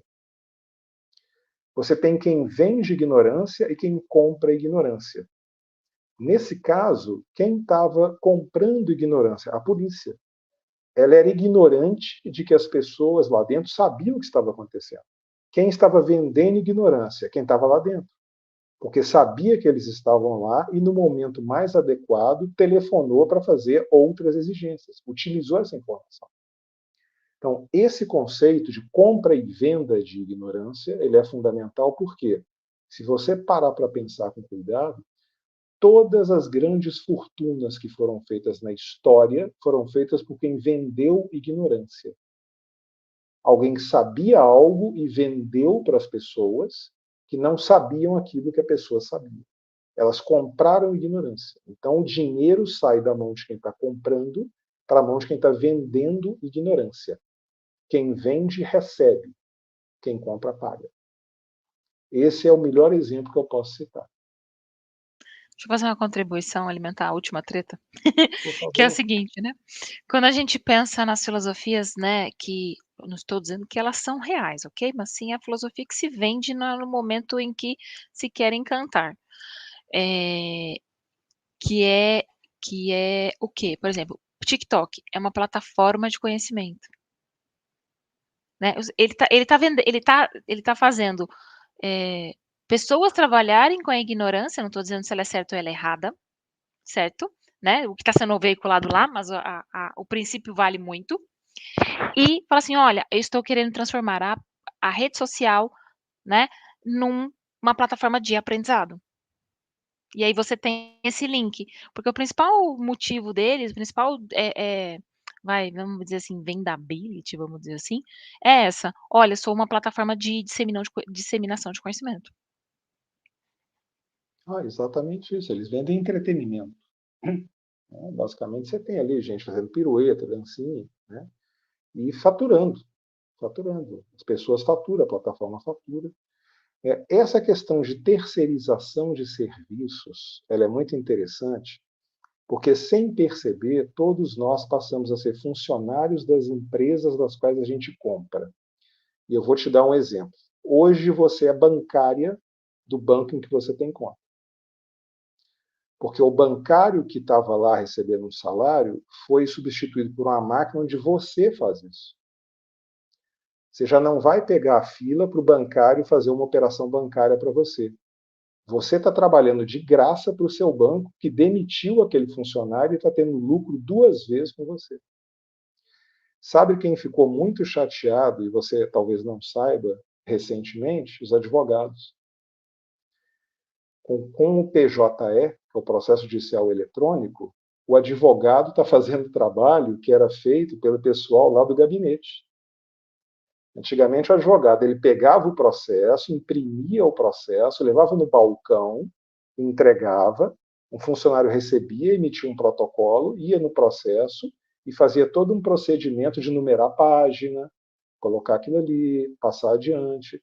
Então, você tinha um pessoal de cartório, né, dos fóruns, com muito trabalho para fazer. Hoje eles não têm mais trabalho nenhum, porque o advogado está fazendo. E muito advogado sequer percebeu que ele está trabalhando de graça para o tribunal. E para finalizar, o Caruso pediu objetividade. Um dia desse, há algumas semanas, eu fui fazer compra no supermercado e a grande sensação do supermercado era um caixa de autoatendimento. Não sei se já tem aí com vocês, aqui em Belo Horizonte tem. E o pessoal estava maravilhado com aquilo, porque você pegava suas próprias compras, passava ali no leitor e já saía dali, já pagava com cartão e saía dali. Eu olhei aquilo, falei assim, peraí, o supermercado vai me pagar quanto para eu fazer o trabalho do caixa? Aquilo é trabalho de caixa. Na hora que o supermercado me fala, olha, você vai ter 5% de desconto se você passar ali com o seu esforço próprio, eu topo. Agora, trabalhar de graça no supermercado? Ah, eu vou entrar ali, vou entrar no caixa normal, ela vai fazer o trabalho dela, eventualmente tem uma embaladora depois que vai embalar também. Tá tudo ali, ó. Eu vou abrir mão do serviço, trabalhar de graça. E as pessoas estão fazendo isso sem perceber paulatinamente. Todas as empresas fazem isso e ninguém percebe. Vou cometer uma indiscrição aqui. Tá? E talvez a gente tenha até que apagar isso depois aí na gravação aí. Quando o Banco do Brasil, presta atenção no que eu vou te falar, quando o Banco do Brasil automatizou as suas agências, só o que eles economizaram de bancários pagava a folha de pagamento. Só o que eles economizaram de bancário, pelo cliente estar trabalhando para o banco de graça, pagava a folha de pagamento inteira do Banco do Brasil. É irreversível. Mais e mais empresas perceberão que elas podem colocar os seus funcionários para trabalhar para elas, e na ignorância disso, que vai estar travestido de alguma forma, como autoatendimento, liberdade, né? Vão colocar uma série de fantasias nisso aí para te convencer e você vai fazer feliz, sorrindo de orelha a orelha, tá? Porque ele está vendendo ignorância para você e você está comprando. Ele te transformou num funcionário dele e você alegremente aceitou. Você comprou a ideia que ele te vendeu. Era isso. Maravilha, mestre Cláudio. Para a gente fechar aqui com chave de ouro, né? E como a gente pode promover uma cultura que priorize toda essa abordagem que a gente conversou aqui hoje? Olha, é a pergunta de $1 milhão, né? Porque nós estamos conversando entre nós aqui, estamos vendo algumas coisas que são óbvias, lembrando o conceito de óbvio, né? Óbvio é aquilo que 5 segundos antes não era. Né? Todo óbvio, 5 segundos antes, você não tinha a menor ideia. Depois que a pessoa falou, não, isso é óbvio, tá, agora. Agora. Então, nós estamos aqui discutindo uma série de obviedades, que estão se mostrando obviedades, que não estão ao alcance das pessoas no dia a dia. Ou seja, transferir uma conversa nossa, essa conversa nossa, para o dia a dia das empresas é uma tarefa extremamente complexa. Fazer com que as pessoas saiam da zona de conforto, fazer com que as pessoas queiram entrar numa sala escura, que ela não sabe o que tem ali, que é a ignorância. Fazer com que as pessoas invistam em algo que elas não podem ver, tocar, sentir, provar, e colocar para elas que isso é o futuro da empresa delas ou a quebra da empresa dela, que ela vai se tornar obsoleta, e dos próprios funcionários, que também, se não enxergarem nessa questão de verificar onde é que estão as distorções do que você está vendo para chegar no que você não está vendo, ou fazer a disrupção, entender, ter o pensamento criativo para alcançar a disrupção antes que ela te atropele, é realmente um troço muito complicado. Eu tenho certeza que qualquer um de nós que entrar numa grande empresa e falar o seguinte, manda embora o seu pessoal de gestão de risco, né, vai ser ridicularizado. Não tenho a menor dúvida sobre isso. Agora, basta 2 minutos da pessoa pensar o que é uma gestão de risco, baseado no fato de que todo problema que ela teve no passado foi indetectável, que ela mesma vai entender que ela está fazendo bobagem. Ela está se preparando para o maior desastre que ela já teve, que é muito menor que o próximo. E ela não tem a menor ideia de onde vai vir. Ela só sabe que virá e será um prejuízo violentíssimo. E você vai escutar o pessoal de análise de risco usando o mesmo argumento que eu usei lá atrás. Nós utilizamos as melhores informações disponíveis no momento. Não foi isso que a gente falou, que é quando a pessoa tem que ser julgada? Isso vai virar uma desculpa para o pessoal de análise de risco não ser crucificado. E eles estão absolutamente corretos nesse ponto de vista.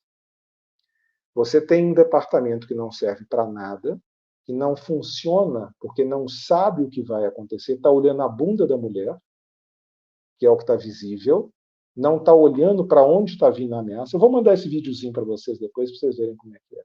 São 20 segundos. Tá? Não falha nunca, não falha. Não falha. Você pergunta qual é o preço do pneu, você pergunta qual é o preço do pneu, um olha para cima, outro olha para baixo, o outro põe a mão na cara de vergonha. Ele viu que ele foi enganado. Eu vendi ignorância para ele. Eu vendi ignorância e ele comprou. Pois não, Fábio. Não, eu quero propor para a próxima transmissão a gente mostrar que ninguém sabe amarrar o sapato. Esse é fundamental, isso é sensacional. Tá bom? Em 1 minuto e 59 segundos, a gente mostra que você não sabe sequer amarrar o seu sapato, que é uma certeza que você tem certeza. Imagina as outras. É sensacional essa. Gente, vocês vão aprender a amarrar o sapato. Muito bom. Porque assim, Cláudio, eu queria propor para a gente falou hoje de gestão da ignorância. Eu acredito que a gente pode, nas próximas transmissões, falar um pouquinho sobre a questão da defesa, questão de como está funcionando ou não, porque não funciona, na minha opinião. Na minha opinião, não, na minha análise. Eu não tenho opinião, eu tenho análise. Eu observo, analiso e jogo.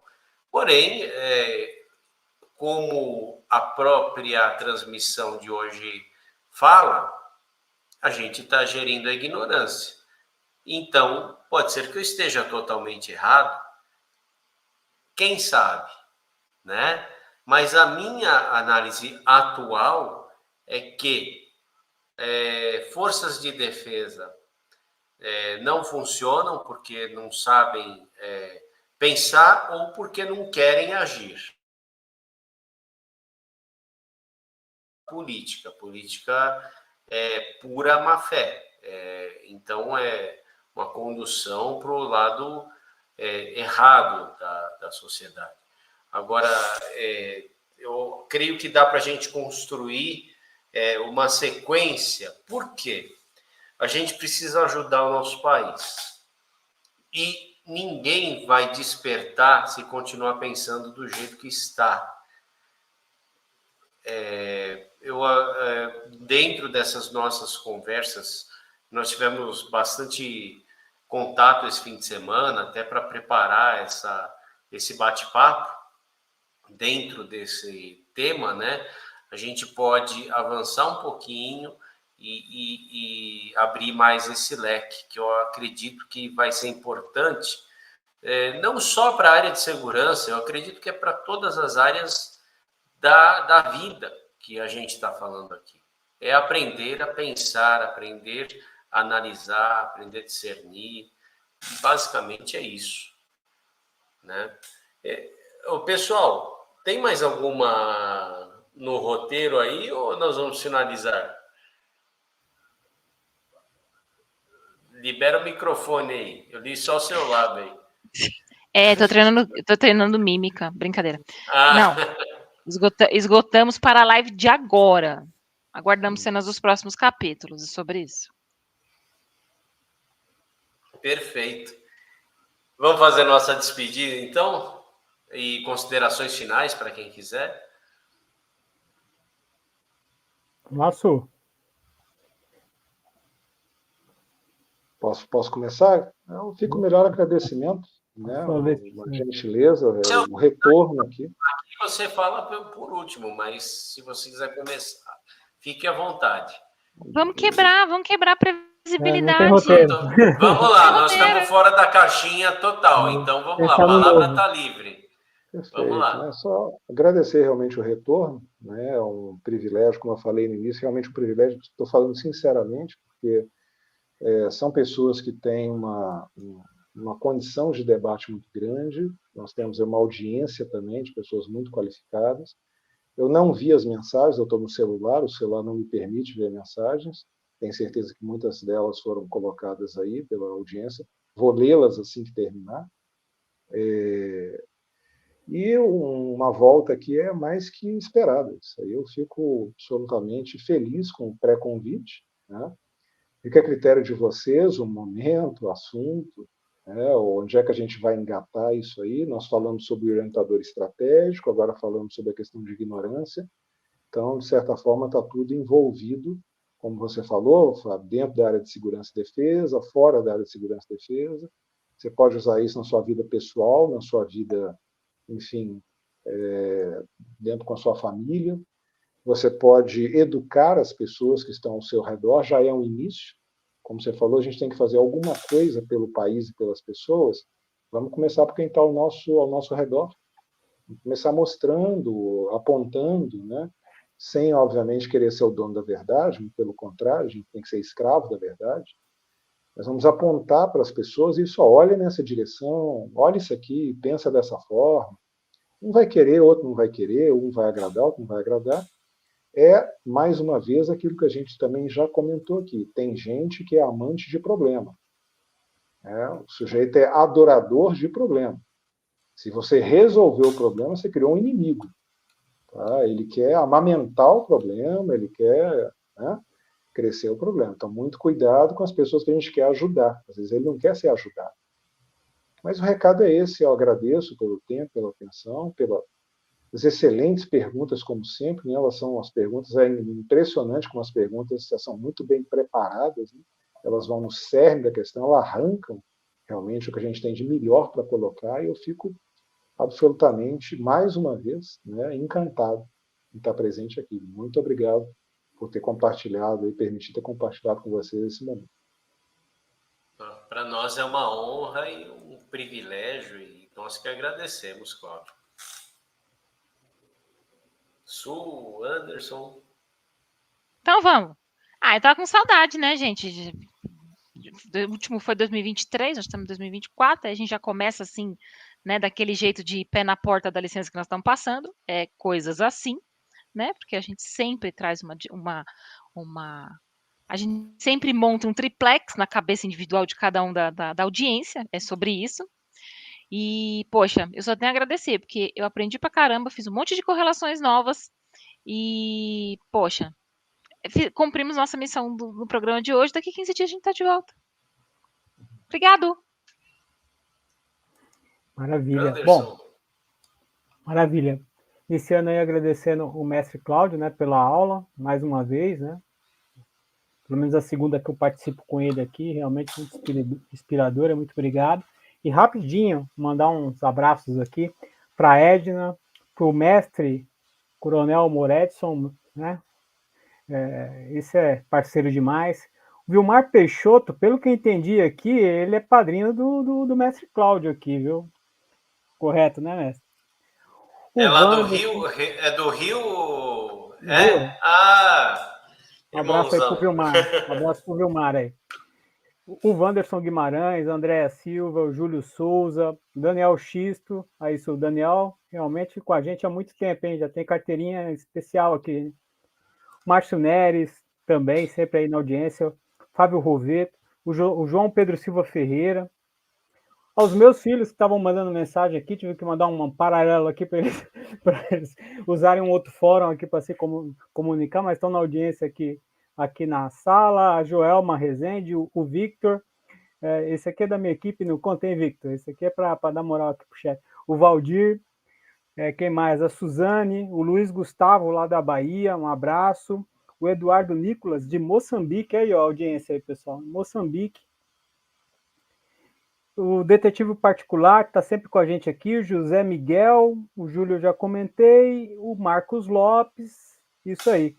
E o Vilmar aqui mandando uma saudação final aqui. Obrigado, gente, de coração, Sul, Mestre Caruso, tamo junto, feliz de estar de novo aí, feliz 2024. É isso aí. Eu só queria finalizar novamente agradecendo a audiência e, assim, eu agradeço primeiro a Suleiman e o Anderson por terem topado esse projeto do GEAS.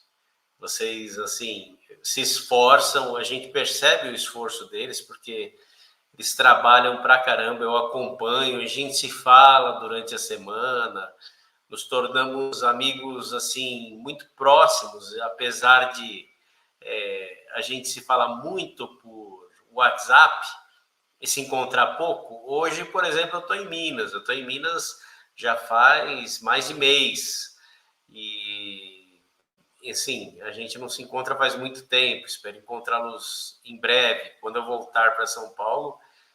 Por favor, hein, gente, não vou me enrolar mais, não. Tá marcado.